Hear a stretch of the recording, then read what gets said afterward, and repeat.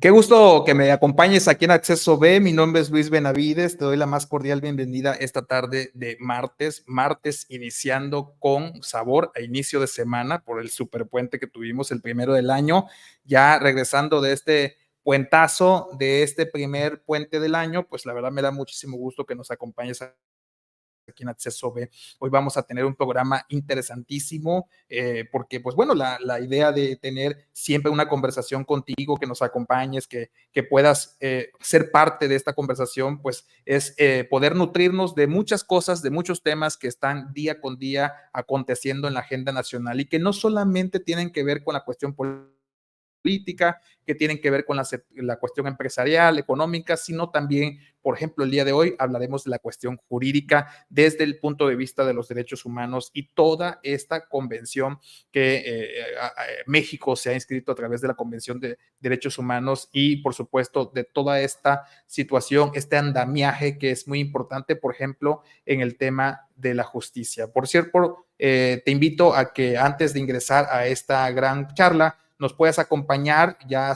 conoces muy bien que siempre te invitamos a que participes en nuestra página de YouTube a través de Acceso-B. Esta es la página de nuestro YouTube. Ahí te invito a que ingreses y, por supuesto, le des clic y te suscribas al canal de YouTube Acceso B para que puedas tener todos los videos en el momento que tú desees y, por supuesto, nos puedas apoyar en esta situación de poder materializar y enviar el efecto de poder tener grandes conversaciones en todo momento. Muchas gracias por estar aquí en Acceso B. Tú ya tienes tu boleto y, por supuesto, agradecemos a todos los que nos envían mensajes y que muy particularmente están siempre atentos a nuestra conversación. Hoy vamos a tener una conversación muy grande, muy atenada.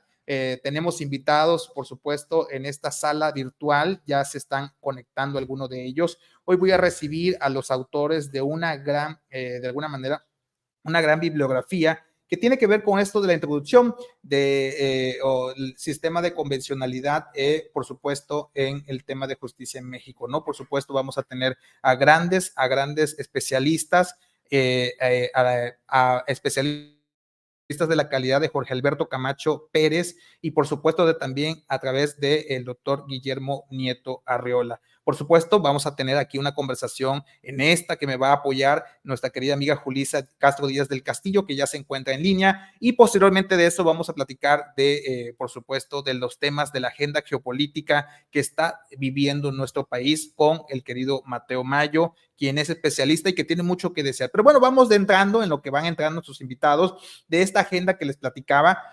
¿Cuáles son los temas más importantes de la agenda pública? Bueno, hace una semana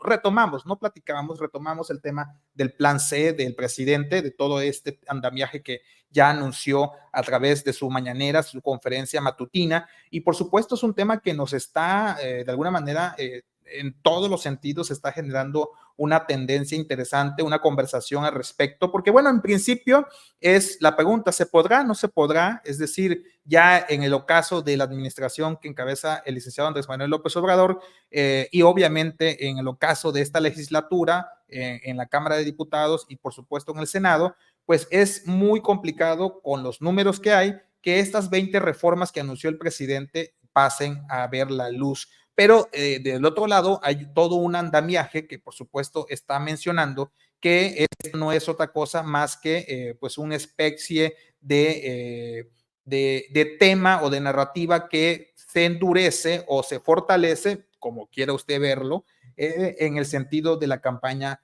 rumbo a la sucesión del mismo presidente Andrés Manuel López Obrador. Pero bueno, dicho sea de paso, no todo lo podemos ver desde el punto de vista electoral. Yo creo que vale la pena podré mencionar ciertas cosas que dentro de todas estas reformas se ha materializado. Y básicamente, ¿cuáles son esas reformas constitucionales del presidente Andrés Manuel López Obrador? Muy resumidamente, es dentro del punto, así lo voy a enumerar rápidamente, reconocer a los pueblos y comunidades indígenas como sujetos de derecho público, atendiéndolos de manera preferente, ¿no? Otra sería reafirmar el derecho a la pensión de adultos a partir de los 65 años y aumentar el monto año con año.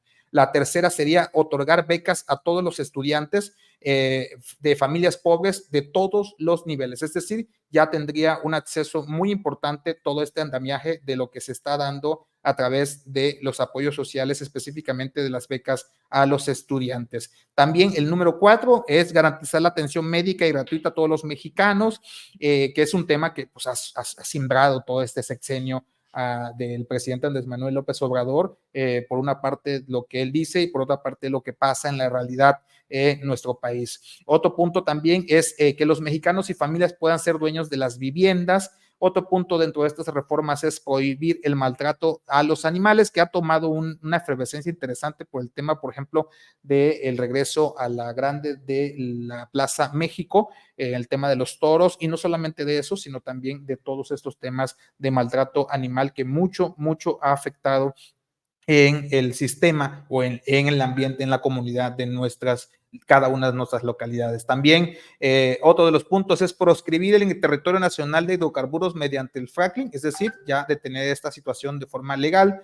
La octava sería hacer representar las zonas de escasez de agua y solo autorizar concesiones para uso doméstico, sobre todo en lugares como la Ciudad de México, Nuevo León, en lugares muy complicados con el agua. Todavía hace 2 semanas el agua estaba siendo un tema medular en la Ciudad de México y es algo que no podemos dejar de mencionar en este andamiaje de importancia para lo que viene en todo el tema del agua, ¿no? Y que, bueno, el presidente lo retoma en estas 20 reformas que quiere llevar a cabo antes de que acabe su periodo, ¿no? Otra de los temas es prohibir el comercio de vapeadores y drogas químicas como el fentanilo, y ahí hay mucho debate también que no podemos dejar a un lado. El tema del fentanilo como uso médico ha sido un debate interesante también. Yo creo que es de poner atención a lo que se está pidiendo, se está buscando hacer.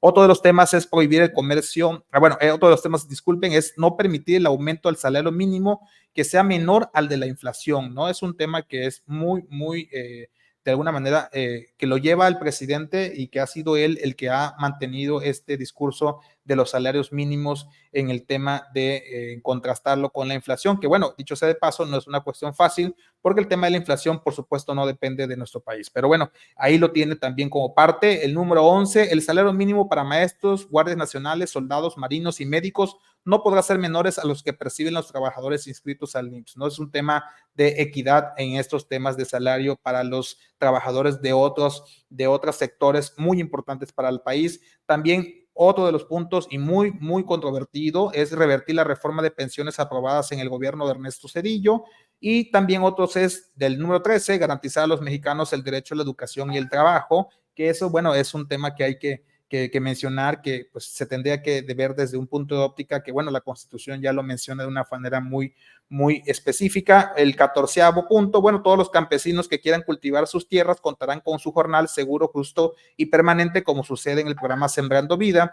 El 15 se utilizará para trenes de pasajeros de 18,000 kilómetros de vías férreas concesionados durante el gobierno de Ernesto Zedillo y actualmente destinados únicamente para el transporte de carga, ¿no? El tema ferroviario es un tema que el presidente atrae desde hace mucho tiempo, desde su principio de su sexenio, y que, bueno, un ejemplo de ello es el Tren Maya y todo el tema que ha fortalecido dentro de su administración. El 16, la nueva iniciativa de la reforma electoral que se presentará contemplando la reducción de los gastos destinados a campaña y partidos políticos, así como la disminución de regidores, evitar el uso excesivo de estructuras burocráticas electorales y eliminar las candidaturas plurinominales. En la Cámara de Diputados no se integrará por 500, sino por 300, y el Senado de 64 pasa y no llegar a los 128 que tiene actualmente. El tema más controvertido, sin duda alguna, el de los jueces, magistrados y ministros del Poder Judicial, en lugar de ser propuestos, sean electos de manera directa por el pueblo. El tema de la Guardia Nacional, que se propone que sea parte ya de la Secretaría de Defensa Nacional, es decir,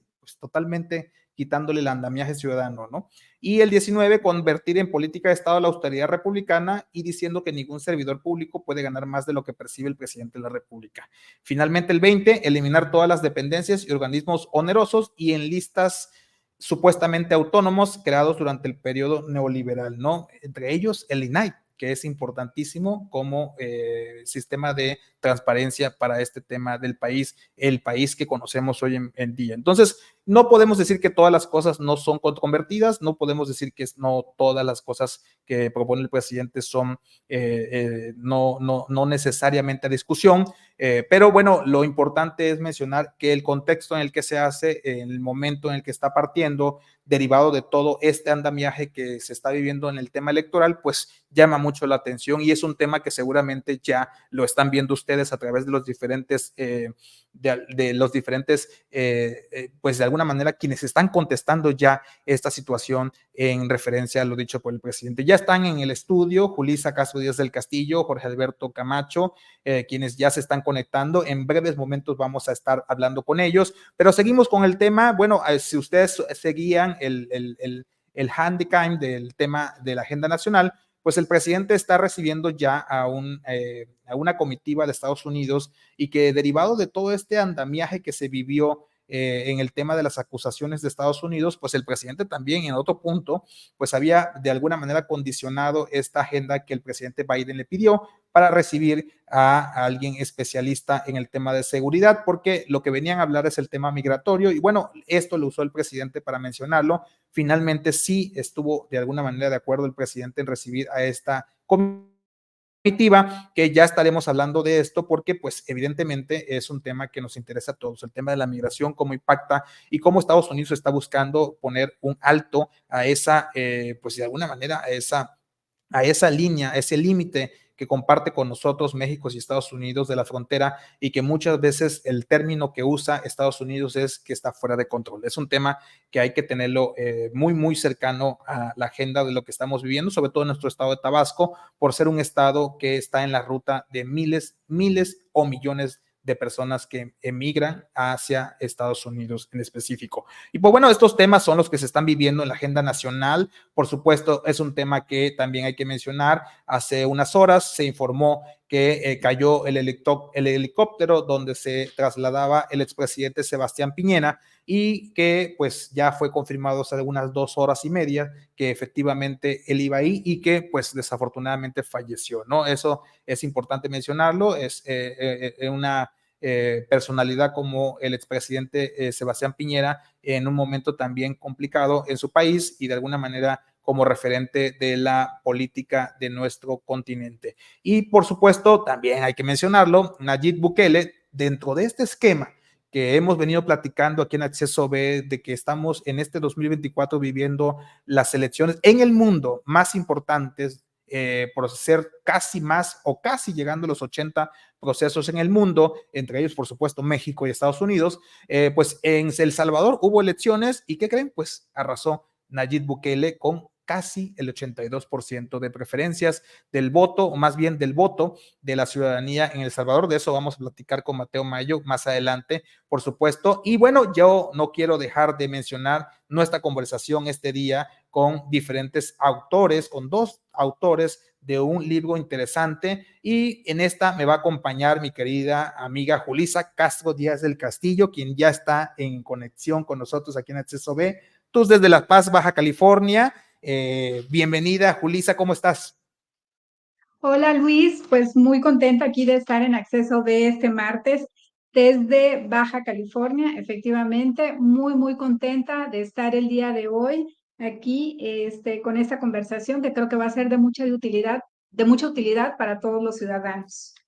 Sin duda alguna, mi querida Julissa, la verdad es que es un tema que ha llamado mucho la atención en todo el tema. Tú eres especialista en derechos humanos y por eso me da gusto que hayas motivado esta conversación con grandes especialistas sobre este tema tan importante, el control de convencionalidad en la impartición de justicia. Yo le quiero dar la bienvenida en este momento a nuestro primer invitado que ya está aquí, nuestro querido amigo Jorge Alberto Camacho Pérez. ¿Cómo estás? ¿Hasta dónde nos ve y nos escucha, mi estimado maestro Jorge Alberto? ¿Qué tal? Buenos días, Luis. Una disculpa por ahora tratar de conectarme un poquito. A veces No hay no somos problema. muy diestros en la tecnología. Les envío aquí un saludo igual desde La Paz, Baja California Sur, a sus órdenes en el Juzgado Tercero de Distrito en el estado de Baja California Sur, con sede aquí en La Paz. Así es, de Chiapas para La Paz, ¿verdad? Usted es de Chiapas, Sí, originario. yo soy originario de Tuxtla Gutiérrez, Chiapas. Ahí hice casi toda mi carrera, bueno, mi universidad. Los primeros 15 años que estuve en el Poder Judicial, pues los desempeñé ahí como actuario y secretario. Y ya, pues, habiendo salido vencedor en un concurso para, pues, aspirar a ser juez de distrito, pues salimos vencedores y nos mandaron aquí a nuestra primera adscripción. Excelente, mi querido juez. Muchas gracias, muy agradecido de poder haber aceptado la invitación aquí a Acceso B. Vamos a iniciar esta conversación en lo que se conecta nuestro querido también invitado, doctor Nieto, que seguramente ya estará acompañándonos más adelante. Por supuesto, esta conversación será de mucho agrado. Julissa, yo creo que interesante que nos puedas abrir un preámbulo de todo esto, tú que eres la causante de esta conversación, que por supuesto agradezco muchísimo, como especialista en derechos humanos que eres, como maestra en administración, como parte del Consejo de Derechos Humanos en el Congreso del Estado de Tabasco. Yo te quiero preguntar, ¿cómo iniciamos esta conversación antes de entrar en materia, como dirían ustedes, los especialistas y abogados que nos ven y nos escuchan? Bueno, buenas tardes. Mucho gusto, Jorge. Gracias por estar aquí. Esperemos que Memo se conecte pronto. Pues antes que nada, hemos estado en esa mesa de análisis teniendo ciertas conversaciones de el plan C, el famoso plan C, y hemos platicado mucho de cómo están juzgando nuestros juzgadores y por qué a veces no entendemos por qué fallan o por qué están fallando de una manera u otra, ¿no? Entonces, yo muchas veces en esta mesa he platicado que es muy importante tomar en cuenta lo que es el control de la convencionalidad y los derechos humanos. Entonces, tengo la fortuna de tener dos muy buenos amigos chiapanecos, los dos. Uno de ellos es el maestro Jorge Alberto Camacho Pérez, y el otro es el doctor Guillermo Nieto Arriola, ambos chiapanecos, que hicieron este libro muy importante, pero además muy importante para el estado de Tabasco, porque es muy importante hacer mención que fue coeditado por la Comisión Estatal de Derechos Humanos del estado de Tabasco, presidida por el doctor José Antonio Morales Notario, a quien le mando un gran saludo, y por el Colegio Judicial del Estado, por la Escuela Judicial del Estado. Entonces es un libro que además es editado por Planeta, ¿verdad, Jorge? Es Editorial Laguna. Laguna, perdón, por Laguna, Editorial Laguna, y coeditado por la Comisión Estatal de Derechos Humanos y por la Escuela Judicial del Estado de Tabasco. Su Mi querida presentación... Julissa, ya está en el estudio virtual también el estimado doctor Nieto. Le doy la más cordial bienvenida. Doctor, ¿nos escucha? ¿Nos puede ver, por favor? ¿Qué tal? Buenas tardes. No sé si ustedes me escuchan a mí. Muy bien, muy perfectamente. Muchas Fuerte gracias y claro, por estar amigo, aquí. muy bien. Una disculpa, la tecnología no se me da mucho. No, no se preocupe. Adelante, Juli, se retoma el tema. Bienvenido, doctor. Adelante, Julissa, por Bueno, favor. Gracias. pues decía que este libro también además es muy importante para el Estado de Tabasco porque fue coeditado por la Comisión Estatal de Derechos Humanos y por la Escuela Judicial, y en su presentación la verdad es que ha llamado muchísimo la atención, y creo que es muy importante que nosotros los ciudadanos que no entendemos de derecho, que no sabemos lo que es el control de convencionalidad, sepamos un poquito, no en términos legales, sino en términos coloquiales, como hablamos todos, lo que es el control de la convencionalidad y qué papel tan importante juega en la impartición de justicia en nuestro país. Me parece excelente, Julissa, y yo creo que si me lo permites, estaría muy interesante que esto lo podemos hacer directamente de una vez para el doctor Nieto. Doctor Nieto, la pregunta en qué consiste el control de convencionalidad y cómo surge, ¿no? Para retomar el tema de esta excelente aportación de ustedes en el tema del control de convencionalidad en la impartición de justicia en México. ¿Qué tal? Buenas tardes. Los saludo con mucho afecto. Muchas gracias a mi amiga Julissa, a Jorge, un gran amigo, y también agradecido por la invitación que me han hecho. Bueno, es una gran pregunta el hecho de decir en qué consiste el control de convencionalidad, y a mí me gustaría nada más recapitular dos cosas. En primer lugar, hay que señalar que surge derivado del sistema interamericano de derechos humanos, que deviene de lo que es la Organización de los Estados Americanos, que a partir de 1978 generó un nuevo modelo para poder crear dos órganos, en este caso la Comisión Interamericana de Derechos Humanos y la Corte Interamericana de Derechos Humanos. Estos dos órganos se encargan de conocer de posibles violaciones a derechos humanos de los Estados miembros, pero siempre y cuando sean aquellos estados que han aceptado tanto la Convención Americana de Derechos Humanos, que México la firma en 1981, como el adherirse a la jurisdicción de la Corte Interamericana de Derechos Humanos, que en el caso mexicano fue en 1998. Pero lo que realmente generó que se diera este examen de compatibilidad de las normas nacionales con la Convención Americana y los protocolos y todos aquellos tratados internacionales, pues ha sido precisamente el hecho de que los estados han aceptado que cuando ellos cometan violaciones en contra de los ciudadanos, pues realmente la comisión puede investigar y en su caso darle vista a la Corte Interamericana en el sentido de si hay o no violaciones y puede el Estado mexicano ser condenado. Es así como se han presentado distintas demandas a nivel interamericano en contra de muchos países, entre ellos México, por ejemplo, también, por supuesto, Perú, Colombia, Argentina, México.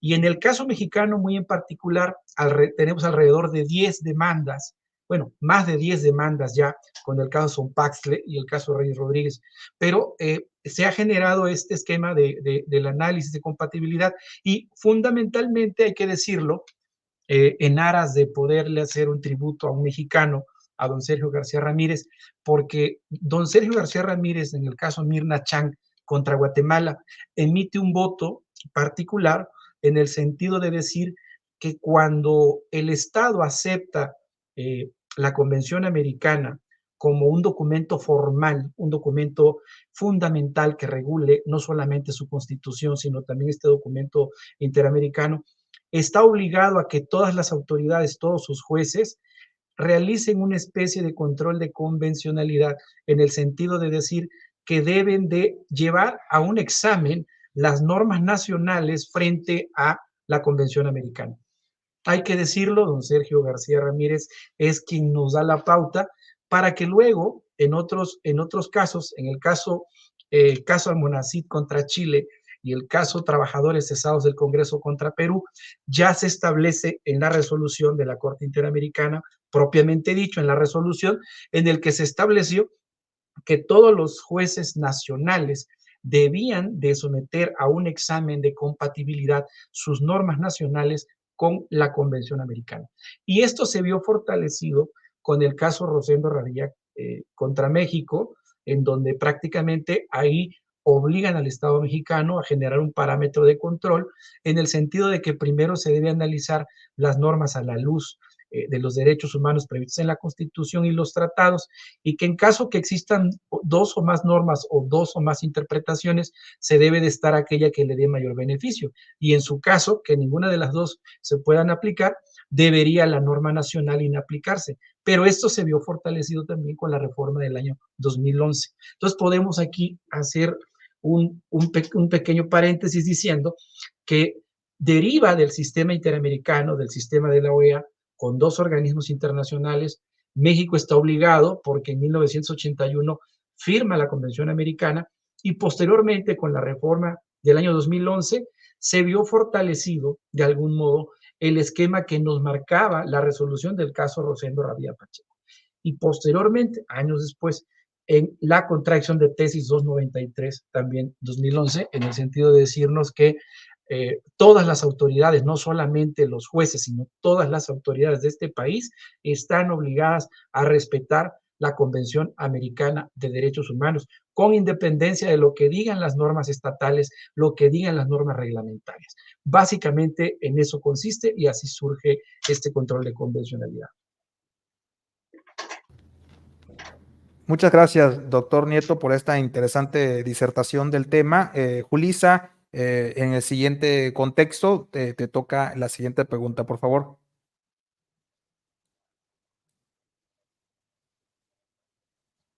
Muchas gracias, Memo. Yo creo que fue muy interesante tu explicación.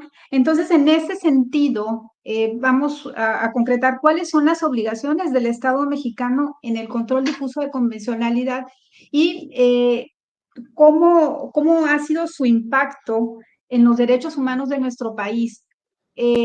Así como nos explicaste cuándo firmó el Estado mexicano y cuándo se llevó a cabo, exactamente cómo ha impactado en los derechos humanos en México. Sí, bueno, la verdad es que las obligaciones del Estado mexicano, hay que decirlo, no derivan de una cuestión de carácter relativamente nacional. La reforma del 2011, cuando reforma el artículo primero constitucional, fue muy clara al señalar que se debían de respetar los derechos humanos previstos en la Constitución y los tratados internacionales de los cuales México es parte. Esto es fundamental porque está diciendo que las autoridades y por supuesto los jueces deben observar aquellos protocolos relacionados con derechos de la niñez, relacionados con derechos políticos, relacionados con derechos que tienen que ver con el debido proceso, la seguridad jurídica, la legalidad. Es decir, todos estos derechos previstos en la Convención son compatibles con lo que señala la propia Constitución mexicana. Y por esa razón la Suprema Corte de Justicia de la Nación nos ha ido dando algunos parámetros para que este nuevo bloque de constitucionalidad, o sea, México vivía un bloque de constitucionalidad bastante precario en el sentido de que los jueces federales o los tribunales colegiados podían hacer examen de constitucionalidad, pero no podían inaplicar una norma de un Estado que a todas luces podía ser violatoria de derechos humanos. Esto me refiero porque así era el criterio en un momento, Jorge no me dejará mentir, con el amparo en revisión 1046-2012, en donde así se obligó a los jueces federales a que podían hacer análisis de constitucionalidad, pero ex oficio no podían hacer un análisis de convencionalidad, lo cual me parecía un despropósito, porque cómo era posible que un juez federal, un juzgador federal, atendiendo a la Constitución, no pudiera atender la propia Convención Americana. Entonces, con los criterios de la Corte de la 293-2011, la contradicción de tesis 351-2014 y el amparo directo en revisión 2283-2013, me parece que se abre el abanico mucho más amplio para que los jueces ahora sí digan, bueno, si yo tengo que resolver un asunto del estado de Campeche, Tabasco, Veracruz, etcétera, ¿por qué no puedo observar lo que dicen los tratados internacionales? Y lo más interesante es saber si yo puedo traer todo este esquema convencional y traerlo y llevarlo a resolver un asunto de particulares en un municipio, ¿no? Porque muchas veces el juez común, no tanto por ignorancia, sino por no tener el acceso quizá tecnológico para ir analizando resoluciones de tipo interamericano, pues desconoce cuáles son los alcances. Pero los jueces están obligados. El propio artículo 133 de la Constitución, en compatibilidad y en subsidiariedad con el artículo primero constitucional, nos indica que los jueces deben atender a lo que dice los derechos de la Constitución y los tratados, y el artículo primero así lo señala.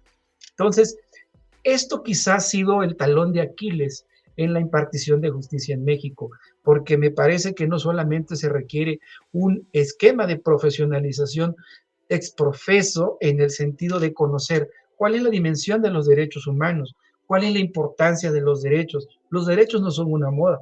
Los derechos tampoco pueden ser simplemente arquetipos que sirvan para vestir una resolución.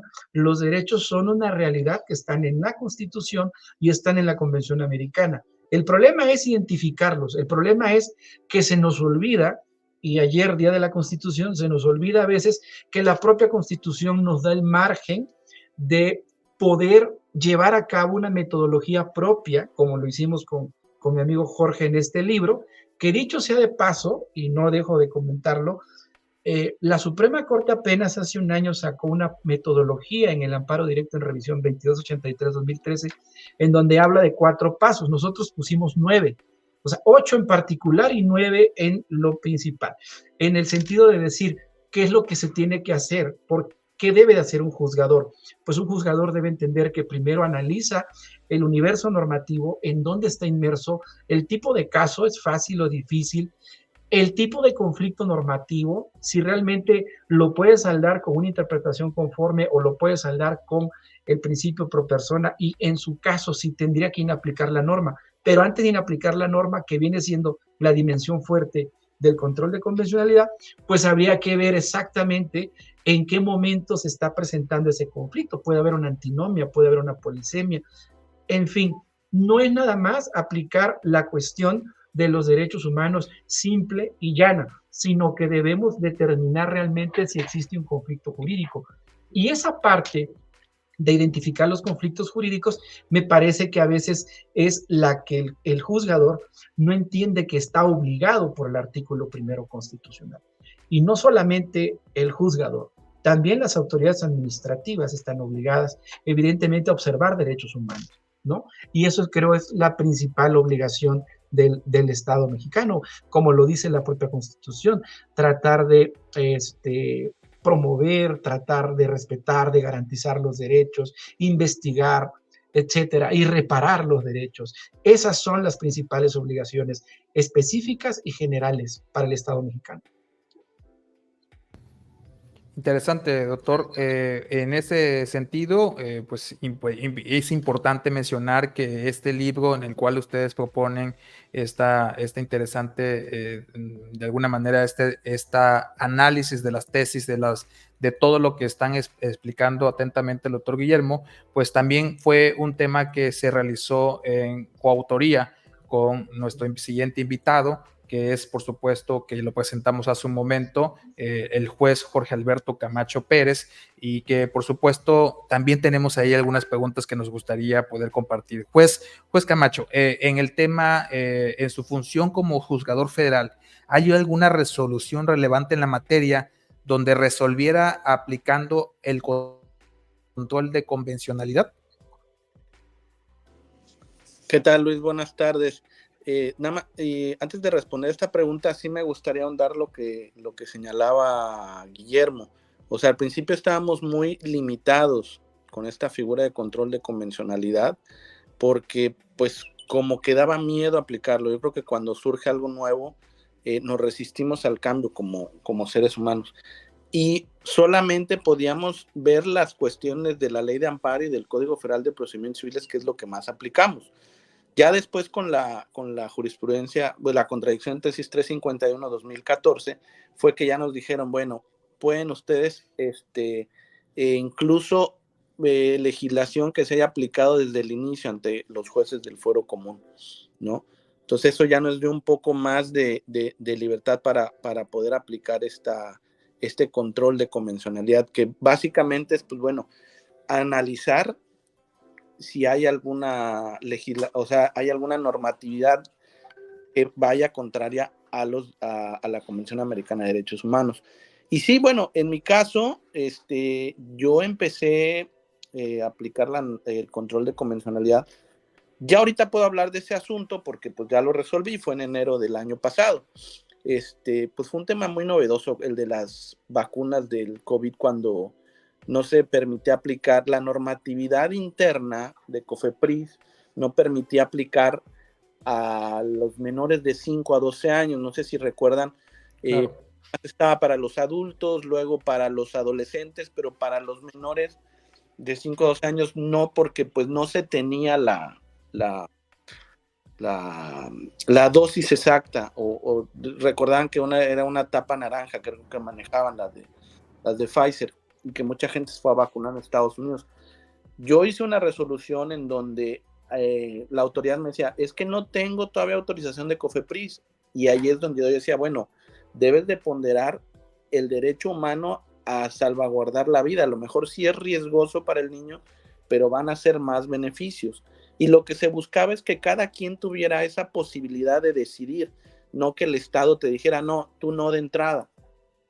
ya cada quien asumiría las consecuencias o los beneficios, pero que tú tengas como ciudadano esa posibilidad de decidir, ¿me vacuno o no me vacuno? Como lo hicimos muchos adultos o como lo hicieron varios adultos, pero que tú tengas protegido ese derecho. La normatividad interna no lo permitía y pues bueno, en mi resolución yo expuse muchos argumentos, incluso que invocando cuestión internacional, que incluso esa vacuna ya estaba autorizada por la FDA, que es una autoridad muy prestigiada ahí de Estados Unidos, y en cumplimiento de las suspensiones y incluso las sentencias de amparo, pues bueno, ya vacunaron a los niños con esa dosis, obviamente previo consentimiento de sus progenitores, ¿no? Porque recordemos que el menor pues tiene que estar representado en este caso por su progenitor, por alguno de los dos, papá o madre, o algún tutor, y pues bueno, esa se podría hacer una de las resoluciones que más impactó y que recuerdo que utilicé el control de convencionalidad porque no había tesis o alguna interpretación de la Corte sobre ese tema. Había varios tribunales que se pronunciaron en ese sentido, otros que decían que no, que la normatividad no lo permitía, que no la permitían importar. Entonces, pues hubo se podría decir que dos opiniones al respecto, ¿no? Yo fui de los que sí, pues protegía en este caso al menor que venía.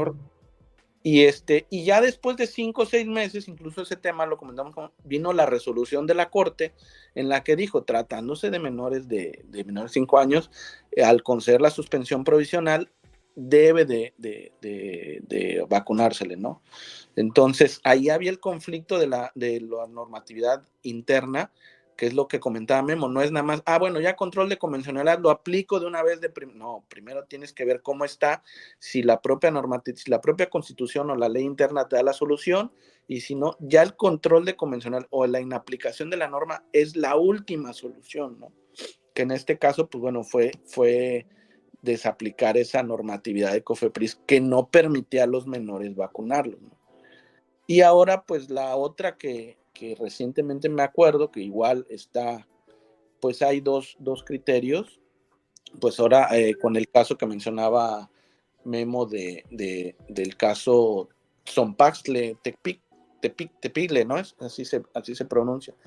Que ya la Corte Interamericana está diciendo, oye, la prisión preventiva oficiosa, entendiendo la oficiosa es que la ponen en automático, que no la razonan, que nada más porque hay un catálogo de delitos que dicen que se debe aplicar, es inconstitucional o es inconvencional, ¿no? Entonces, no estamos en contra de que no se aplique, pero sí debe de estar justificado, razonado.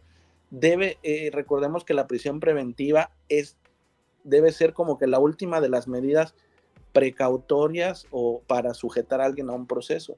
Y entonces, aquí como estaba la redacción, en automático lo ponen, prisión preventiva oficiosa porque lo dice tal artículo.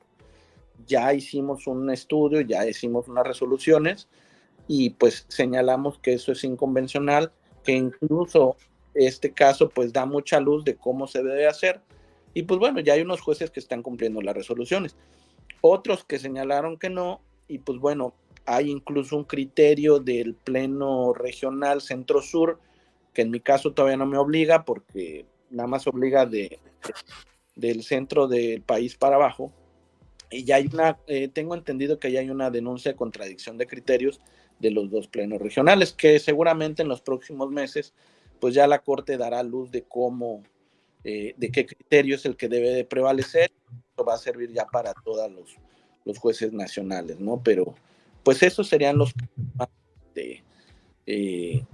impactantes que pudiera yo hablar sobre que me ha tocado impartir justicia, ¿no?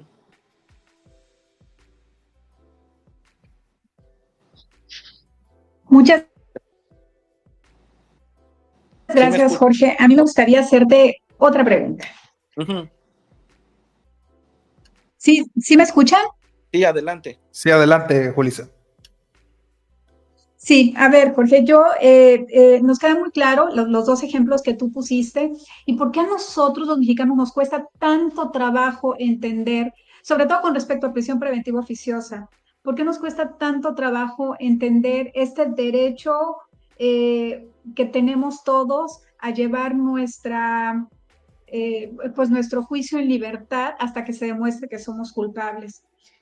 A mí me gustaría hacerte otra pregunta y es, ¿qué consideras que debe realizarse o qué consideras que se debe de hacer para que todas las personas tengamos una mejor comprensión sobre el control de convencionalidad? Bueno, ahora sí no es que sea comercial, quería hacer mucho, pero la verdad valdría la pena que adquirieran el libro, porque se explica de manera finalmente hicimos una simbiosis con Memo, lo que él ha hecho en la academia y pues con su vasta experiencia de autor de libros, de 10 libros, y lo que uno ha experimentado en la función jurisdiccional, y lo que nos hemos encontrado es que falta que las personas lean sobre el tema que van a opinar o sobre el tema que quieren, ¿no? A veces, cuéntame qué es el control de convencionalidad o dame un resumen rápido. Bueno, eso es lo que tratamos de hacer en el libro, ¿no? Y sobre todo por también que haya más capacitaciones para las autoridades administrativas que señalaba Memo, que también están obligadas a este control de convencionalidad, porque saben a veces lo que buenamente pueden leer, no hay tanto curso o tantos diplomados como hay en el Poder Judicial de la Federación. No sé si por falta de recursos o la verdad desconocería, pero sí que los estuvieran preparando, dándoles acceso. O sea, a veces es muy limitado, a veces su internet o sus equipos de cómputo. O sea, tienen que tener una capacitación constante, porque como bien lo señalábamos, de esto estamos obligados desde la reforma de 2011 y parece que ha costado trabajo que se venga aplicando, ya casi hasta que nos obligue, en este caso la Comisión Interamericana de Derechos Humanos o bien una autoridad, en este caso federal, ¿no? Por ejemplo, ya sabemos que lo que a mí a veces me había tocado, ya el artículo 1 ya prohíbe que uno sea discriminado por sus razones de sexo y todo eso. Y me ha tocado conocer asuntos que las personas vienen a promover amparo porque no tienen dificultad para a lo mejor algún cambio de sexo o a lo mejor alguna adecuación, no sé. Ya hay ciertos temas que la Corte se ha pronunciado y que las propias autoridades dicen, no, mejor me espero a que me lo ordene un juez federal o me espero a que me lo ordene la autoridad federal. Hay una resistencia a eso. Pues la muestra es que esa reforma está desde 2011 y ya estamos a 2024 y ha costado que se entienda. Han habido numerosos autores, pero pues bueno, tratamos de hacer ese resumen para que sea entendible para cualquier persona, pero principalmente adentrarse y antes de que, ¿cómo se llama? Nada más nos quedemos con lo que llaman en la universidad nada más una pasadita, una embarradita. Eso es lo que yo quería, que hubiera más capacitaciones, todas las autoridades, en el Poder Judicial Federal lo están haciendo, pero pues esto, como ustedes saben, lleva recursos económicos, instalaciones, y pues bueno, ahorita parece que esos temas no son prioritarios para ciertas personas, ¿no? Entonces, pues bueno, y sobre todo que se fomente la cultura de cumplir la Constitución. Eso es lo que yo le propondría, ¿no? Algún compañero yo le decía, legislador, ya no toques la Constitución, déjala que funcione, ¿no?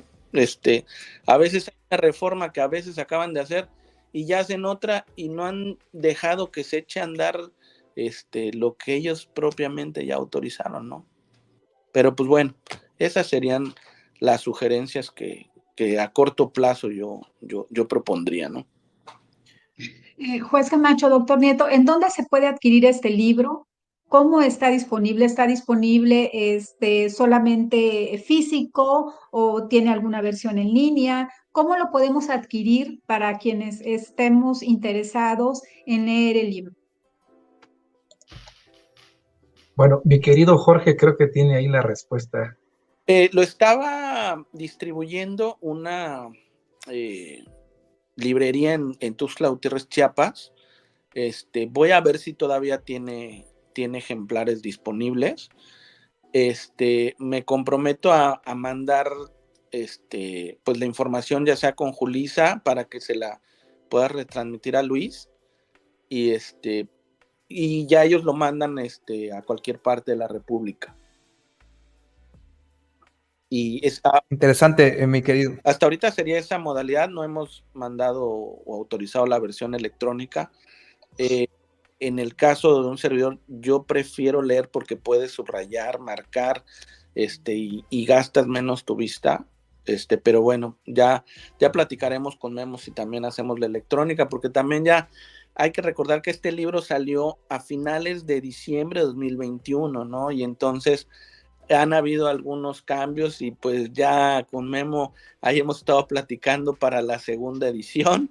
Entonces, pues bueno, sería nada más verificar ese dato si todavía tienen ejemplares disponibles y proporciono a través de Julisa los datos de la librería, ¿no? Además, perdón, además, si me lo permiten, como bien señalaba mi amigo Jorge, el libro cuando se terminó de escribir estaba vigente la contracción de tesis 351-2014, que abrió un bosquejo más concreto respecto a que todos los jueces federales y locales podían hacer un control de convencionalidad ex oficio sin que se lo pidieran las partes. Eso todavía alcanzó el libro a explicarlo.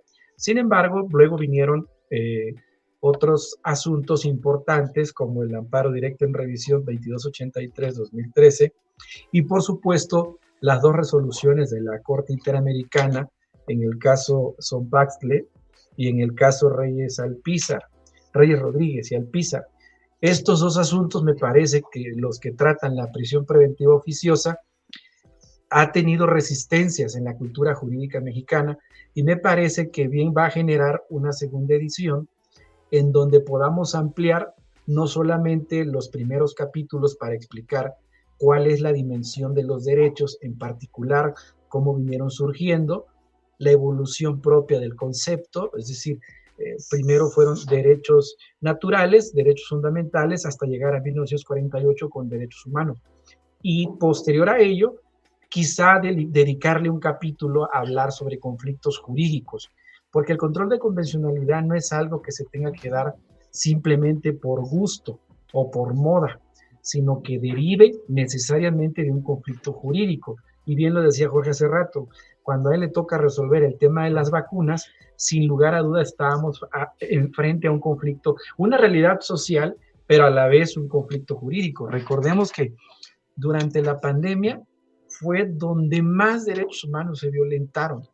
El Estado mexicano quedó sumamente reducido a un arquetipo político únicamente. No sé si recuerdan que habían municipios que cerraban por las noches para que nadie saliera y nadie entrara, ¿no? Eso no resolvía para nada la pandemia y sin embargo violentábamos derechos. El tema, por ejemplo, también de prohibir el hecho de que nadie podía llevar siquiera venta de alcohol, etcétera, creyendo que eso iba a generar el tema de evitar la contaminación de las personas, o bien que cuando ibas en tu vehículo con un familiar, te detenía el tránsito y te infraccionaba porque iban dos personas adelante, ¿no? Que uno tenía que ir atrás y con cubreboca, como que si ir ahí, evidentemente no te ibas a contaminar, era una tontería.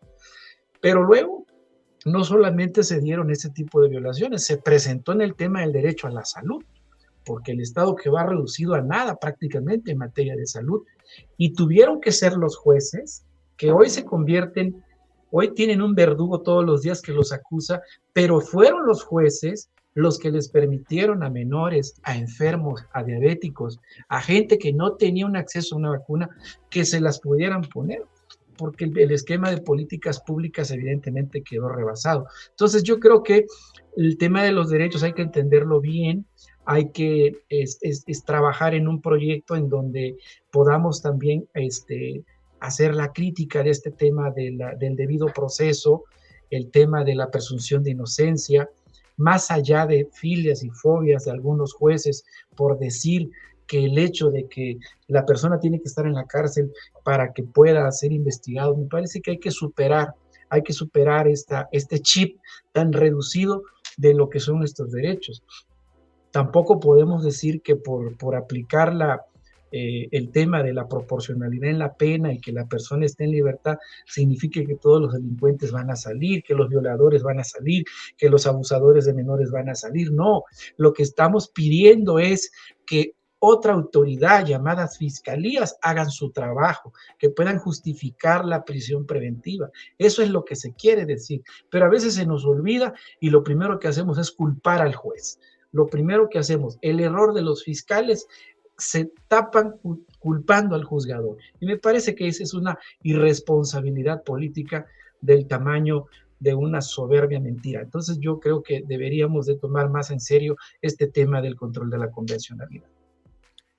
Gracias, doctor, y gracias, juez, por esta interesante charla. Yo no quiero terminar esto porque indudablemente coincido con ustedes y ya tendrá su oportunidad, Julissa, de hablar al respecto.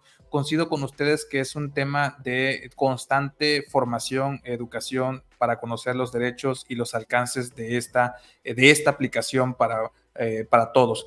Pero es indudable que lo mencionaron ustedes, no con todas sus letras, pero sí lo mencionaron, que estamos viviendo tiempos de alguna manera turbulentos por el tema de las acusaciones y sobre todo por este tema. Ayer se mencionó esta reforma, una nueva reforma que busca de alguna manera modificar el Poder Judicial y todos estos aspectos. Y dentro de esas reformas yo les quería preguntar su opinión al respecto específicamente del tema del Poder Judicial y todo este andamiaje que aquí en este programa hemos discutido. Julissa es una ferviente creyente de estas necesidades que hay en todo el sistema judicial y por supuesto específicamente la impartición de justicia.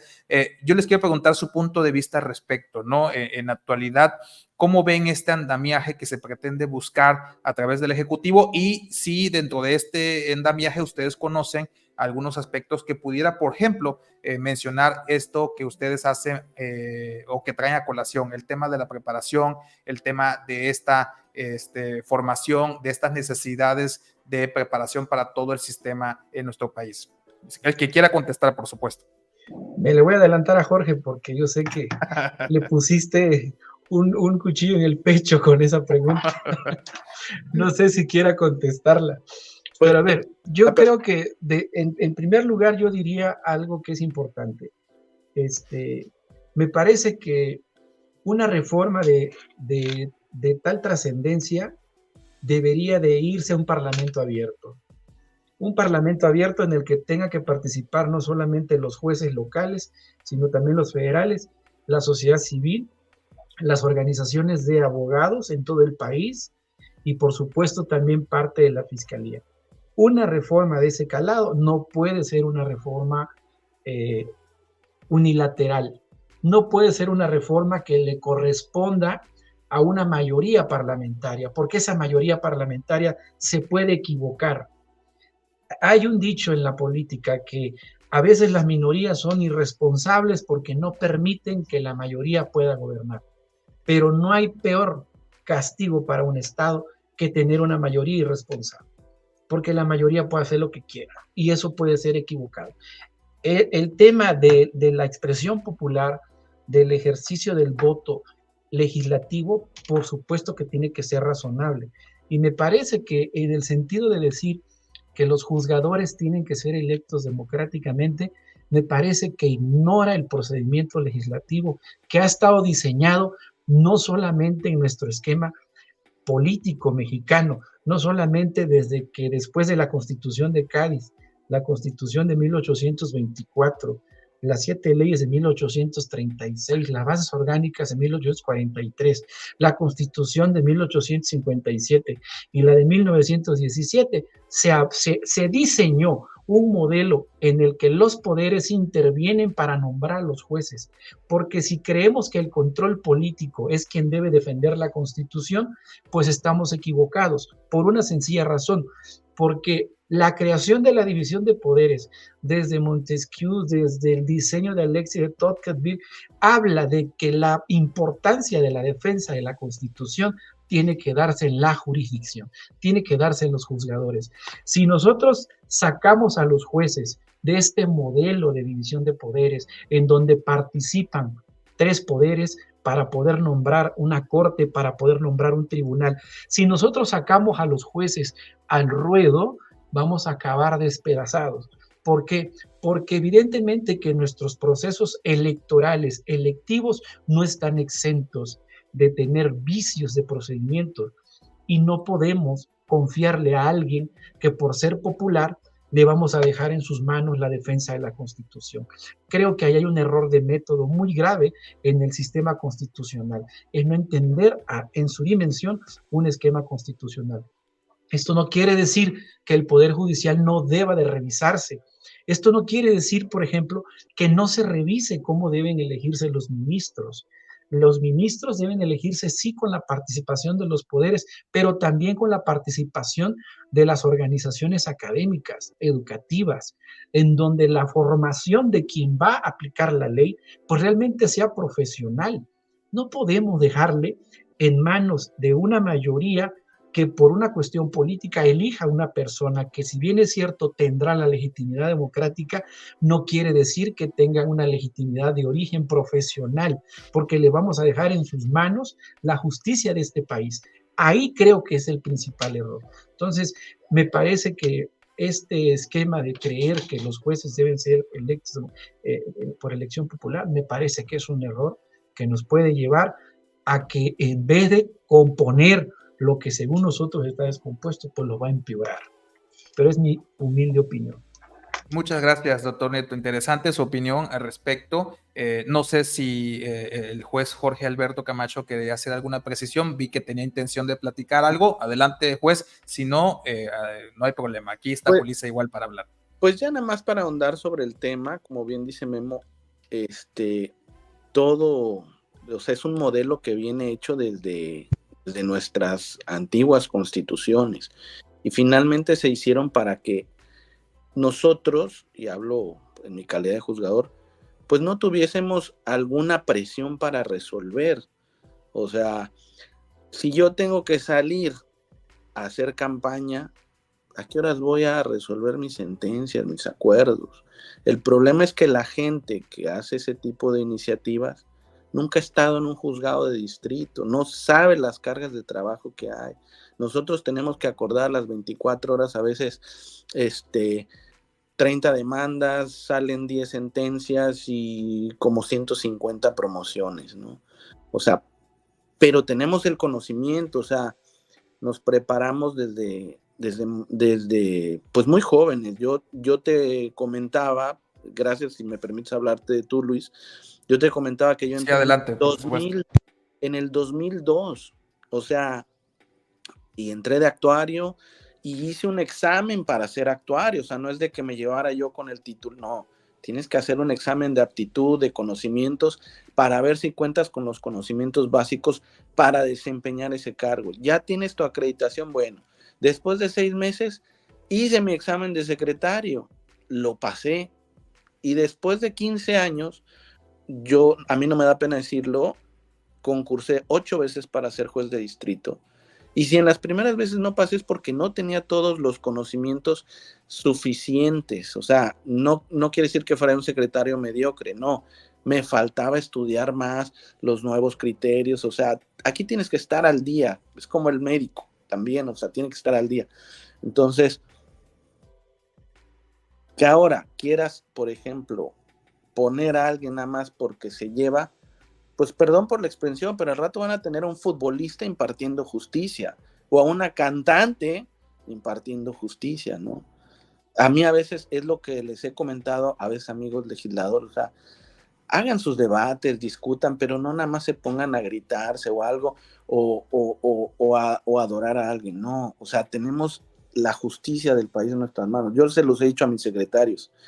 En las manos de ustedes está dejar a alguien sin propiedad, dejar a alguien en la cárcel, dejar a una persona sin su patrimonio, o bien dejar, en algún caso, a un menor de edad con algún padre o una madre que no le va a beneficiar. Entonces, ese tipo de resoluciones son las que se ven a menudo y que tienes que estar y que tienes que resolver con frialdad.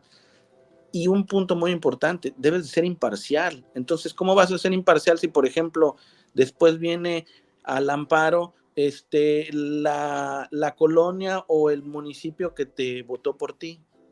¿Vas a tener el temple para resolverle en contra? No. Y algo que decía Memo es muy cierto, y yo lo mencionaba en mi intervención. Recientemente todavía estaba el exministro Saldívar cuando hicieron una reforma en la que participó el Poder Judicial, el Poder Ejecutivo, el Poder Legislativo, barras de abogados, universidades, y que fueron señalando qué había que mejorar del Poder Judicial de la Federación.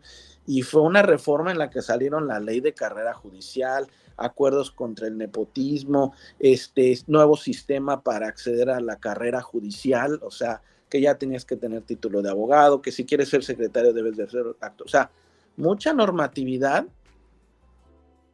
pero que finalmente no se dio por el consenso, no, se dio por el consenso de todas las fuerzas políticas y en las que participó, pues obviamente quien imparte la justicia. Por eso ahora se me hace un contrasentido que este señor diga, y cuando él mismo dijo que no se debía de votar en elecciones a los jueces, que ahora diga que sí, ¿no? O sea, todavía esa reforma apenas la estamos echando a andar. Bueno, estamos viendo sus resultados, tiene 3 años, y de ahí fue que vino lo del expediente electrónico, notificaciones de que lleves expediente físico o electrónico, o sea, muchas cuestiones que fueron buenas, y lo único que se quitó de esa reforma, si Memo no me dejara mentir, pues es que el señor quería reelegirse o extender su mandato de presidente de la Suprema Corte. O sea, ahí vamos a violar pues la propia Constitución que dice que nada más podían estar 4 años, ¿no? Entonces, sí, no estoy cerrado a que, pero a reserva de que lo valoren los legisladores y todo eso, veo que eso en lugar de mejorar, de verdad va a venir a empeorar. O sea, todo eso, yo incluso a algún diputado vía Twitter le dije, el día que guste venga al juzgado y y quédese una semana o 2 semanas. Y creo que era abogado, el diputado. Venga a ver lo que es un juzgado de distrito, o sea, venga a ver todo, cómo tienes que trabajar, cómo trabajamos bajo pandemia. Esa reforma también estableció cómo íbamos a trabajar en pandemia. Se cerraron un tiempo los juzgados, pero de ahí se empezaron a abrir a lo electrónico, ¿no? Entonces, sí veo que es una, como yo le llamo, una manzana envenenada, es para distraer un poco y obviamente pues hasta sus propios diputados, ahora que la Corte ha resuelto algunas cosas, les dijeron, tienen vicios de inconstitucionalidad, pero es la manera de seguir dividiendo a nuestro querido México, ¿no? Entonces, sí, te podría decir que lejos de construir o mejorar, de verdad se ve que lo que interesa es dinamitar el Poder Judicial de la Federación solo por una cuestión, porque hemos defendido la Constitución. Yo cuando protesté mi cargo de juez, dije, defender la Constitución. O sea, a eso nos debemos. Y ahora, pues bueno, como juzgadores interamericanos, pues también nos debemos a los tratados internacionales o a los derechos humanos que estén ahí y que México haya firmado, ¿no? Pero bueno, esa sería como que una probada pues, del por qué incluso, te comentaba, lejos de construir va a venir a catapultar o en dado caso a dinamitar el Poder Judicial de la Federación, ¿no? Habemos, por ejemplo, ayer escuchaba que el ministro Aguilar Morales tiene 55 años en el Poder Judicial de la Federación. Y ayer dio una opinión con este muchacho de Latinos del por qué esas reformas no están, o sea, no van a construir o no van a beneficiar como se las han vendido, ¿no? Interesante. Interesante, pues muy amplia la opinión, y también, por supuesto, muy amplia la opinión del doctor Guillermo.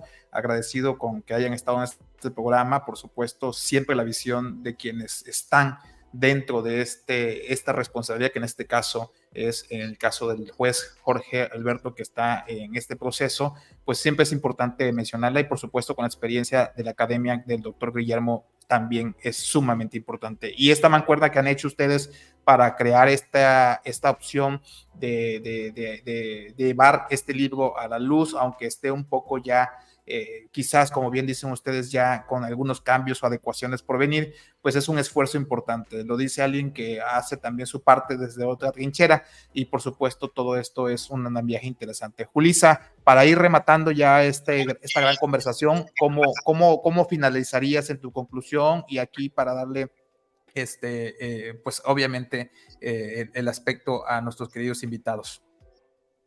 Bueno, pues antes que nada quiero agradecerle su presencia. Yo creo que es muy importante que también nosotros, la ciudadanía, sepamos un poquito más de lo que pasa en los trabajos realmente en la jurisdicción. Nosotros de repente nos dejamos llevar por las noticias o por lo que está mal. En la mesa de diálogo pasada hacíamos o tratábamos de hacer una referencia de la diferencia en lo que era la procuración de justicia de la impartición de justicia. Y por qué, y cuál era en materia de Estado y cuál era materia de Poder Judicial, ¿no? Entonces yo creo que eso es muy importante, y a veces nosotros los ciudadanos no lo entendemos y de repente nos dejamos un poquito llevar como que todo, como bien decía el doctor Nieto, ¿no? Que toda la carga le está cayendo al Poder Judicial, y bueno, también las fiscalías y también las policías tienen su parte en todo el proceso. Y creo que sí tenemos muchas cosas que mejorar, pero también creo que es muy importante salvaguardar la independencia judicial. Y yo lo decía, si nosotros como ciudadanos estuviéramos en un proceso legal, en un problema legal, quisiéramos que nos juzgara un juez que resolviera conforme a derechos humanos y que resolviera con independencia judicial, con apego a la Constitución. Yo creo que es lo que todos los ciudadanos aspiraríamos, y pues es un gusto para mí tenerlos a ustedes dos, doctor Nieto, maestro juez Jorge Camacho. De verdad es que espero que todos los que nos están escuchando, los que nos están viendo, hayan entendido un poquito más de la importancia que es el control de convencionalidad, aunque si nos lo dicen, pues no sabemos, o sea, no entendemos cómo se va, ¿y eso qué es? ¿Y por qué es tan importante, no? Entonces yo creo que también me gusta ese tema como para entender un poquito lo que fue la mesa de diálogo anterior, que precisamente hablábamos de estos cambios que están poniendo en la mesa ante el Congreso, y esperemos que pues seamos un poquito más conscientes todos los ciudadanos, y que todos hagamos nuestro trabajo y que todos hagamos nuestra parte como mexicanos. Pues muchísimas gracias, de verdad, un placer estar aquí. Gracias, Memo, gracias, Jorge, gracias, Luis. Excelente tarde. Muchas gracias a ustedes, mis estimados, de alguna manera, por haber asistido a este espacio de diálogo, y pues finalmente esperemos con mayor, pues de alguna manera, con más preparación de parte de quienes nos acompañaron esta tarde, poder tener más elementos en este ejercicio permanente de poder educarnos, formarnos y por supuesto conocer los derechos que nos corresponden para poder exigirlos, y quienes imparten esta responsabilidad desde los diferentes ámbitos de la administración de justicia y demás. Por supuesto, deseamos que tengan las mejores herramientas, como es este libro, El control de convencionalidad en la impartición de justicia en México. Muchas gracias por esta gran tarde, juez Jorge Alberto Camacho Pérez y doctor Guillermo por estar aquí con nosotros. Y pues no quiero dejar de mencionar que pues nuestros autores aquí, Guillermo Nieto Arreola y el doctor Jorge y el juez Jorge Camacho, los pueden encontrar en Twitter, son ahora ex ahí los he estado siguiendo y están muy dinámicos en cada una de las redes sociales, que por supuesto es. ¿Algo más que quieran agregar nuestros estimados invitados? Pues por supuesto, si no, la despedida, por supuesto les agradecemos que estén aquí. Pues muchas gracias por el esfuerzo que hacen de difundir la cultura jurídica. Como siempre, mi reconocimiento para ti, amiga Julissa, sabes cuánto te aprecio y te felicito por la labor que haces académica en el sur del país.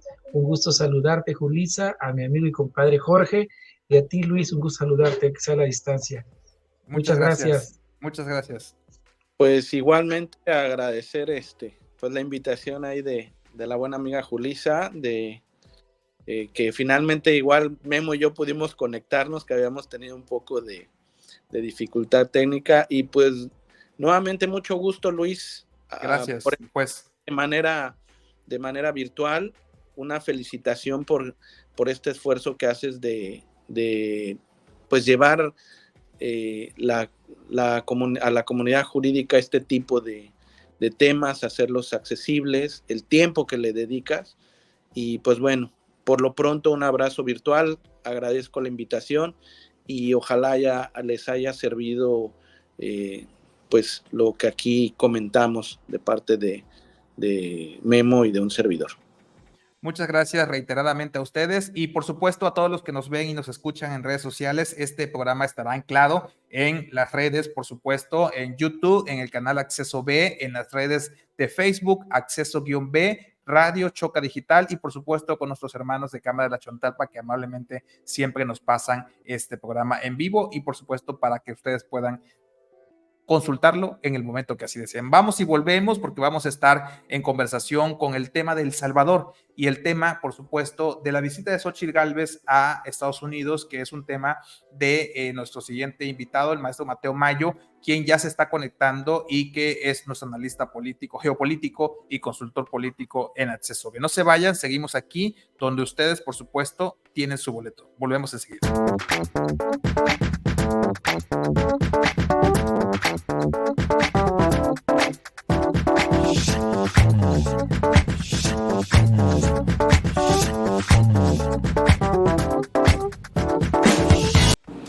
Amigas y amigos ganaderos, les habla Agustín Pérez Meunier, presidente de la Asociación Ganadera Local General de Huimanguillo, para invitarles a nuestra próxima asamblea el día 25 de febrero, día domingo a las 10 de la mañana, donde informaremos todos los trabajos que se realizaron durante el año 2023.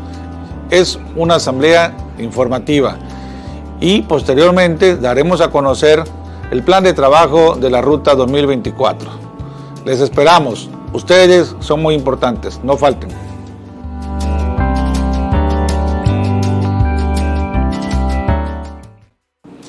Amigas y amigos ganaderos, les habla Agustín Pérez Meunier, presidente de la Asociación Ganadera Local General de...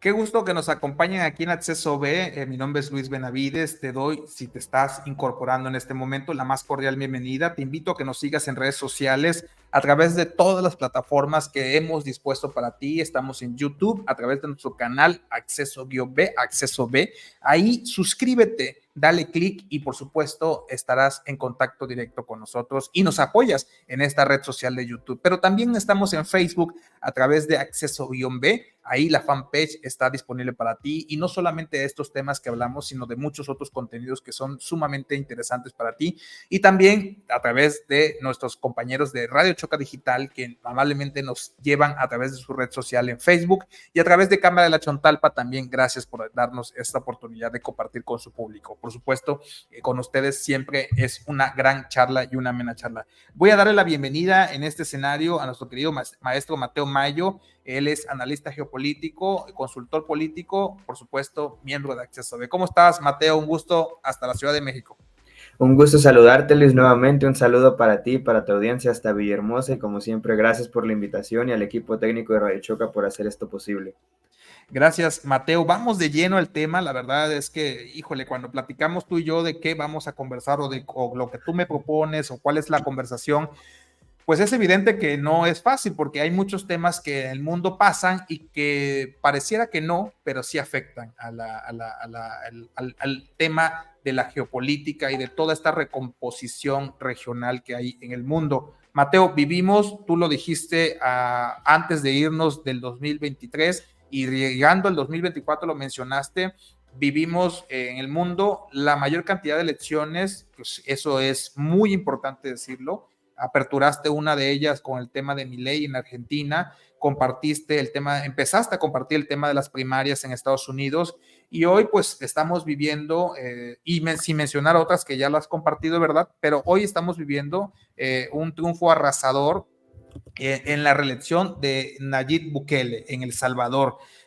con un porcentaje sumamente arrasador, 82.6% de la intención del voto la obtuvo todavía presidente de El Salvador y bueno, dejó pues más, por así decirlo, sepultó a su oposición en ese pequeño país que como ha causado de alguna manera dentro de la narrativa mundial un efecto mediático interesante. ¿Cuál es tu opinión al respecto? ¿Cómo lo podemos desmenuzar desde tu punto de vista de la experiencia que tienes en el tema geopolítico?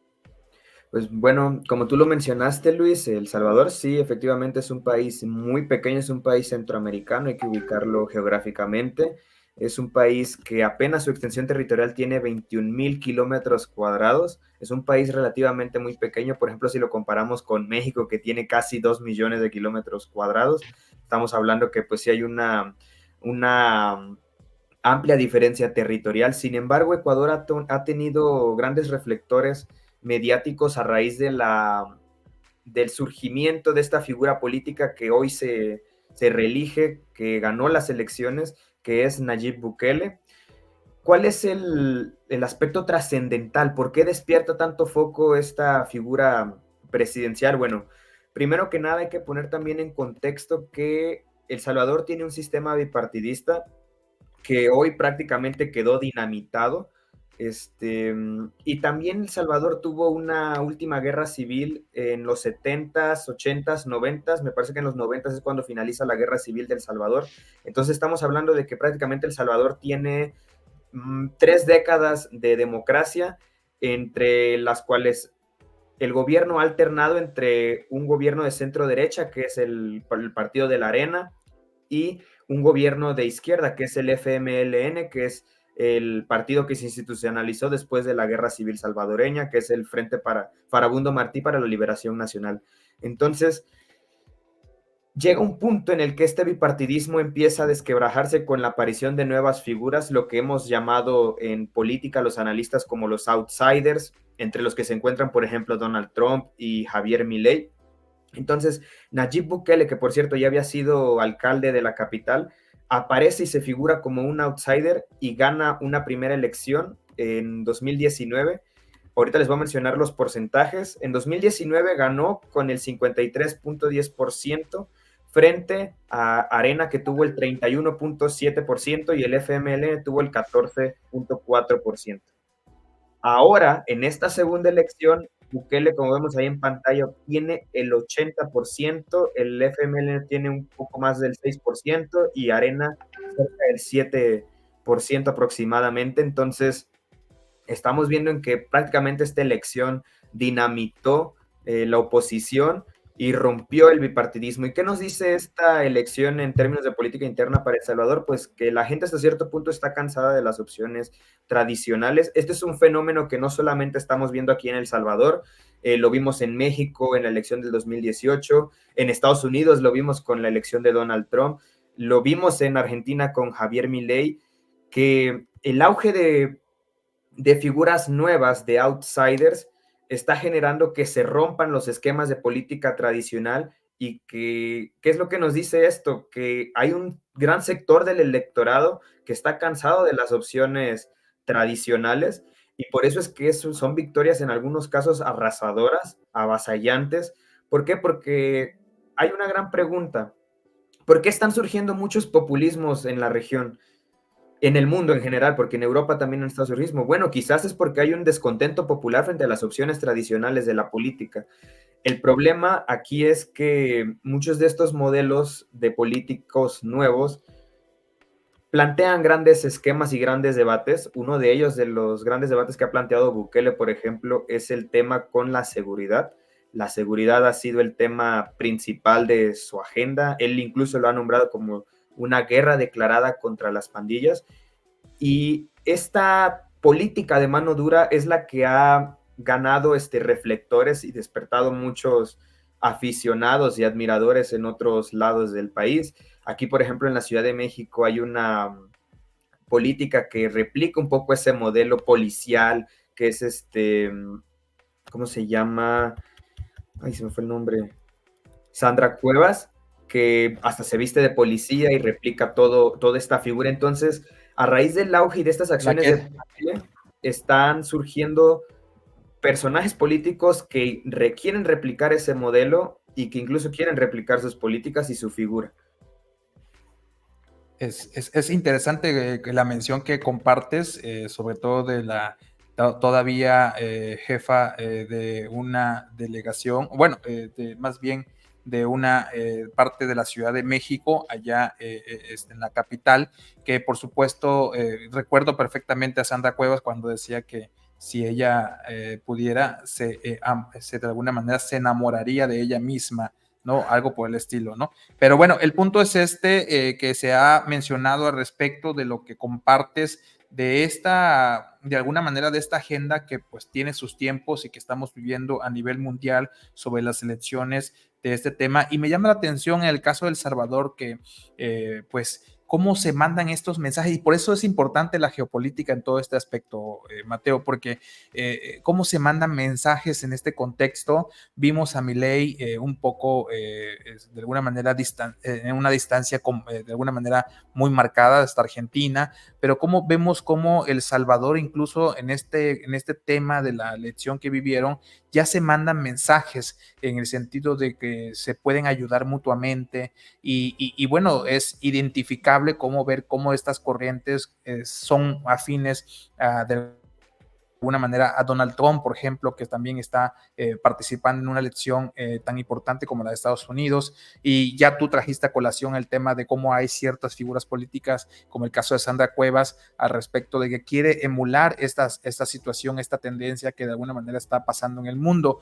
Pero bueno, regresando al tema, yo recuerdo al tema de nuestro país, yo recuerdo el presidente Andrés Manuel López Obrador, dentro de los primeros momentos de su ya aún saliente gobierno, pero en los primeros años de gobierno de Andrés Manuel López Obrador tuvo una relación muy cercana con Nayib Bukele. Recordarás que también generó un paquete de apoyo a ese país que de alguna manera emulaba a un programa aquí en nuestro país. Y bueno, fue muy criticado el presidente Andrés Manuel López Obrador, pero después de eso como que lo último que recuerdo fue ese accidentado golpe que le dio Andrés Manuel al presidente de El Salvador, y de ahí, bueno, ya no vi más relación. ¿Hay algo que esté pasando con esta elección? ¿Algo pudiera tener alguna tendencia aquí en México en este sentido? ¿Algo pudiera influir en este sentido? Sobre todo porque nosotros estamos en un proceso, en medio de un proceso electoral. Sí. Para responder esa pregunta voy a hacer un poco de antecedentes geopolíticos porque hay que entender cuál es la importancia geoestratégica de esta región para nuestro país.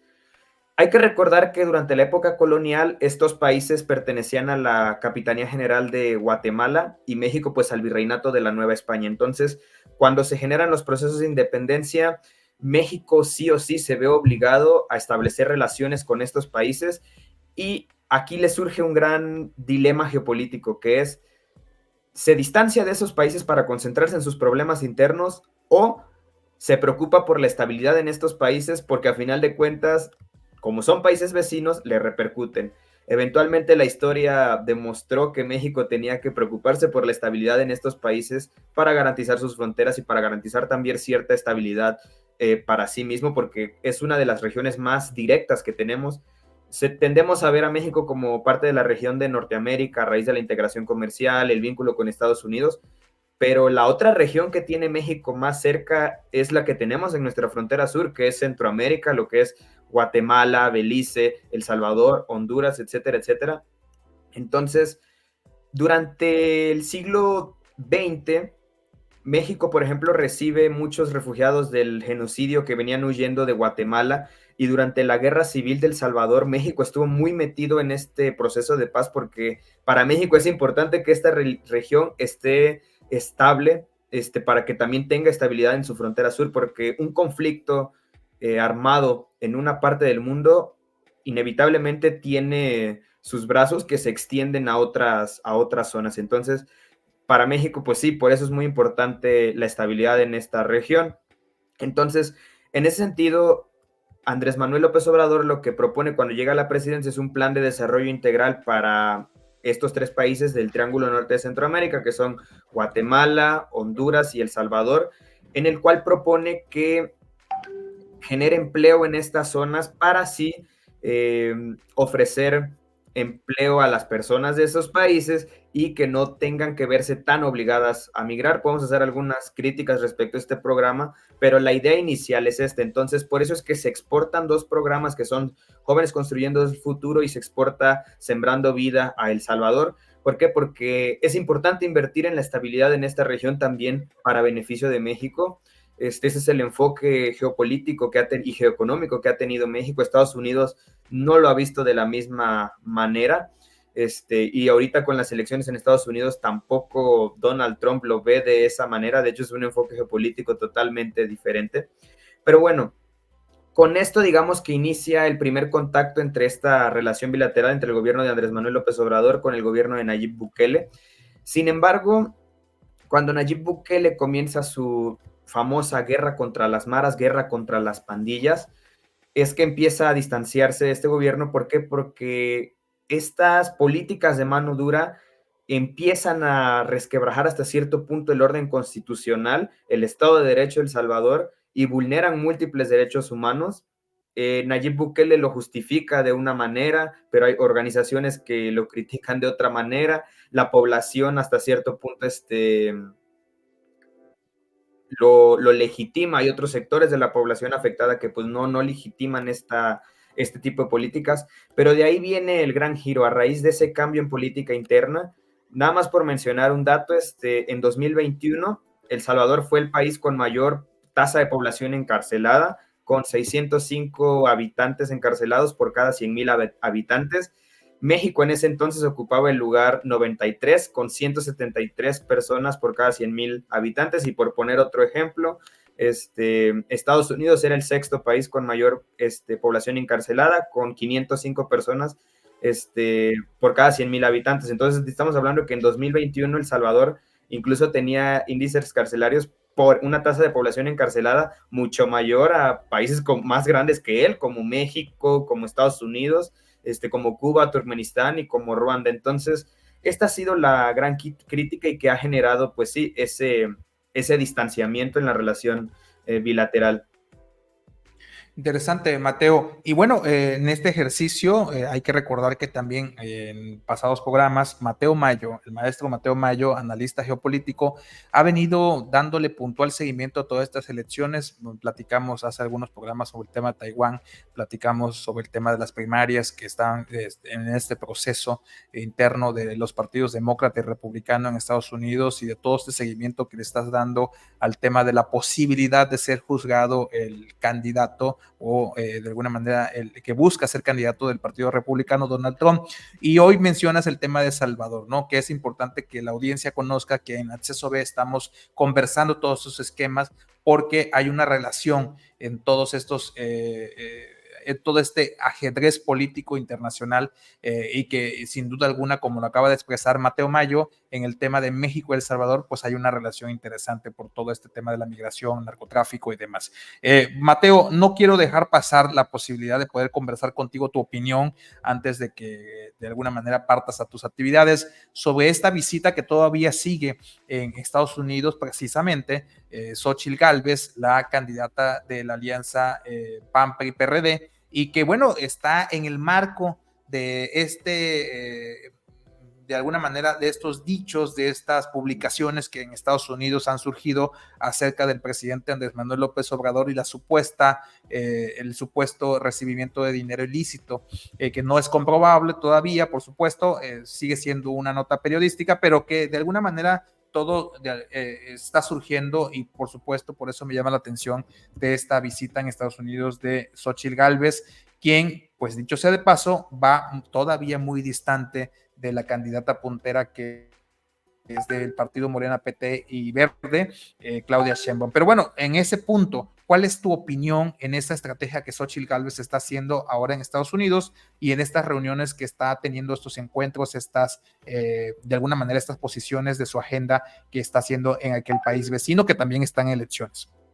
Claro, primero mencionar hacer un análisis geopolítico requiere mencionar qué lugares visita. Entonces, voy a mencionar los dos, que son Washington, que es capital y es sede de poderes políticos, y Nueva York, que es un centro financiero empresarial, uno de los más importantes de Estados Unidos.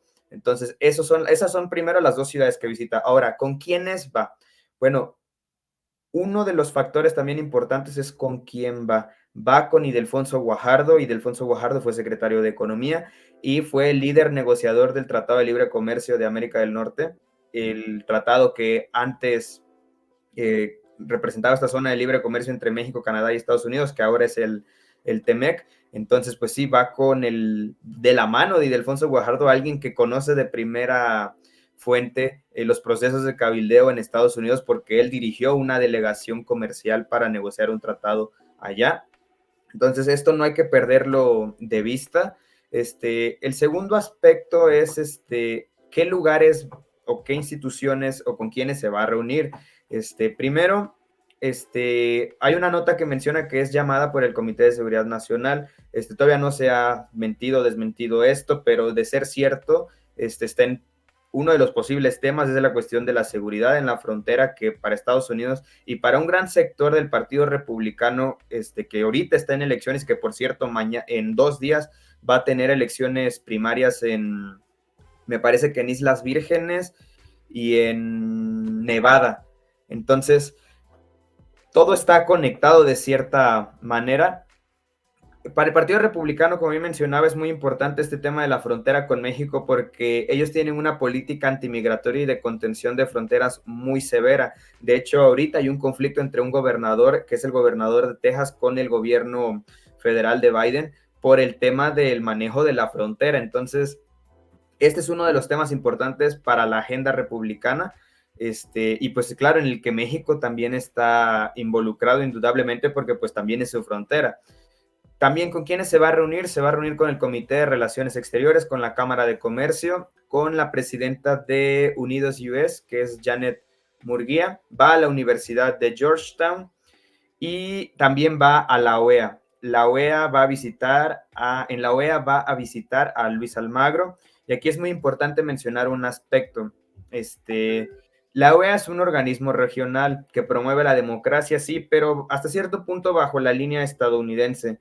¿Por qué? Porque, como mencionaba en otro programa, aquí en América Latina o en el continente hay 3 corrientes de integración, o sea, 3 grandes modelos y filosofías de integración de países, que es el monroeísmo o el americanismo, que es promovido por Estados Unidos y en el cual la OEA es su principal institución.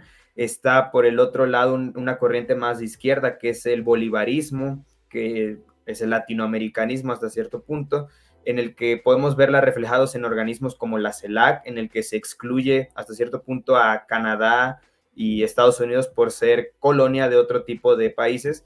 Y hay una tercera corriente que es el iberoamericanismo, que plantea, pues sí, la unión de este continente con la vieja potencia colonial, que era España y Portugal. Entonces, aquí básicamente al visitar la OEA ya estamos viendo que Xóchitl Gálvez define su línea de política exterior hacia el monroeísmo, hacia el americanismo, hacia una línea más afín hacia Estados Unidos, un tanto diferente ideológicamente a la línea de política exterior que planteaba Andrés Manuel López Obrador hacia América Latina.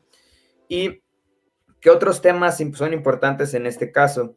El tema del comercio y el nearshoring, y va también a ver la cuestión de los observadores. En México hay una elección muy importante, ya lo hemos estado diciendo, pero ahora hay que ver por qué México es importante para otros países. No solo porque México es importante para nosotros, ya lo hemos visto porque pues vivimos aquí, hay muchas cosas en juego, el tema de las reformas, el tema de las pensiones, etcétera, etcétera. Pero también hay que ver por qué somos importantes para otros países. Para Estados Unidos principalmente somos importantes por la cantidad de inversiones que hay aquí, porque somos un gran socio comercial, porque tienen una gran diáspora mexicana en su país, que si no me equivoco, los mexicanos somos el grupo migrante hispano más grande en Estados Unidos. Entonces va a haber muchas personas interesadas en observar las elecciones en México, no solo por la cuestión de negocios, sino también por las cuestiones políticas.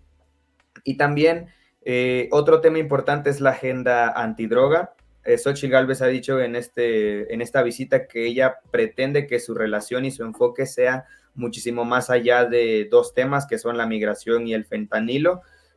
Aunque yo sinceramente lo veo un poco complicado porque son los temas primordiales para Estados Unidos y bajo esa línea es que mayormente se define la política exterior de este país hacia Estados Unidos. Entonces, también aquí hay que analizar algo que está muy escondido, que es justo la visita a ciertos sectores del Partido Republicano.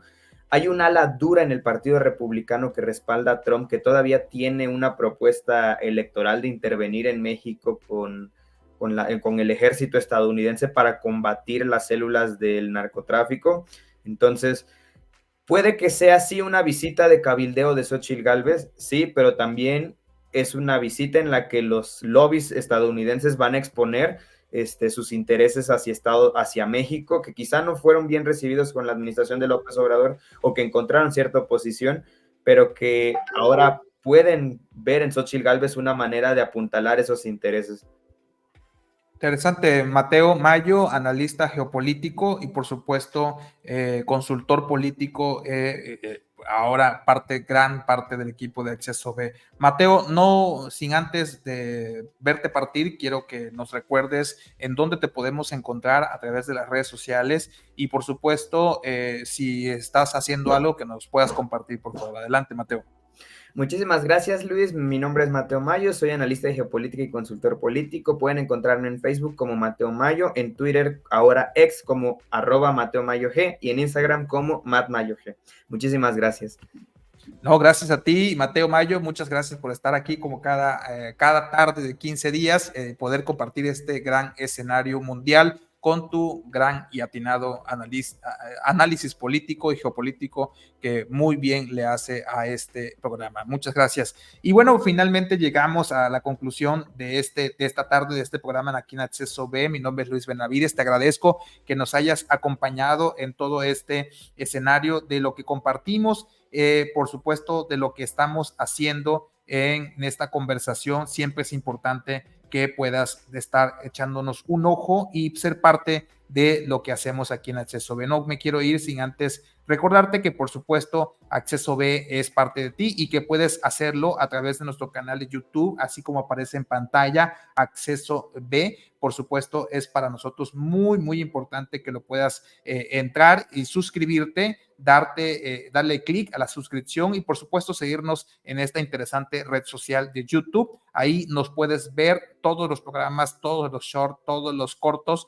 alrededor de lo que estamos haciendo en esta gran conversación. Tu apoyo es fundamental en este gran escenario de conversación que por supuesto cuenta con especialistas de nivel y con gran conversación. Muchas gracias por hacer parte de esto que hacemos en Acceso B. Y pues bueno, mi nombre es Luis Benavides, nos vemos el próximo martes, como cada tarde de martes a las 5 de la tarde, para seguir conversando de los temas que a ti te interesan. Gracias, muy buenas tardes, hasta pronto y no se olviden de que aquí en Acceso B tienen su boleto. Hasta pronto.